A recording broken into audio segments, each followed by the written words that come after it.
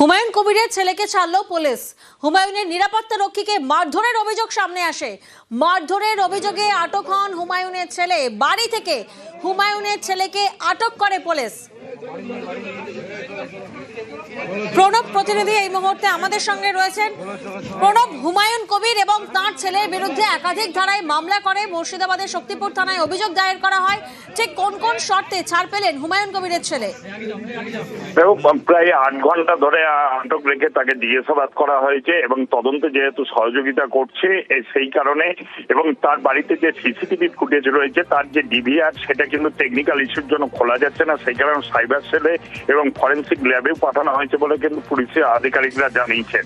এবং সেই তদন্তে যেহেতু সহযোগিতা করছে সেই কারণে কিন্তু তাকে ছেড়ে দেওয়া হয়েছে। তবে হুমায়ুন কবির এবং হুমায়ুন কবিরের ছেলে দুজনের নামেই কিন্তু জামিন অযোগ্য ধারায় কিন্তু তার মামলা করা হয়েছে এবং তদন্তে সহযোগিতা করবে এই প্রতিশ্রুতি দেওয়ার পরেই কিন্তু তাকে ছেড়ে দেওয়া যায়। এবং আজকে সকালবেলাতে তার যে দেহরক্ষী ছিল সেই দেহরক্ষী জুম্মা খান তাকে মারধর করা হয়েছে এই অভিযোগ করেন শক্তিপুর থানার পুলিশ।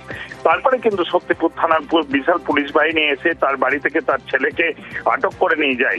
এরপরে কিন্তু হুমায়ুন কবির শক্তিপুর থানায় যান এবং তদন্তকারী অফিসারদের সঙ্গে দীর্ঘক্ষণ বৈঠক করেন এবং বৈঠক করার পরেই কিছুটা নরম হন। তারপরে কিন্তু আজকে দেখা গেল 8 ঘন্টা পর তার ছেলেকেও ছেড়ে দেওয়া হলো। কিন্তু পুলিশের তরফ থেকে বলা হয়েছে যে তদন্ত চলছে এবং সমস্ত কিছু প্রমাণপত্র সেগুলো কাজে চলছে এবং যেভাবে তদন্ত চলছে তারপরে কিন্তু ব্যবস্থা নেওয়া হবে। তবে হুমায়ুন কবিরের ব্যাপারে বলেছেন আইনানুগ ব্যবস্থা কিন্তু তারাও আইনি পথে চলবেন বলে তিনি জানিয়েছেন। বেশ।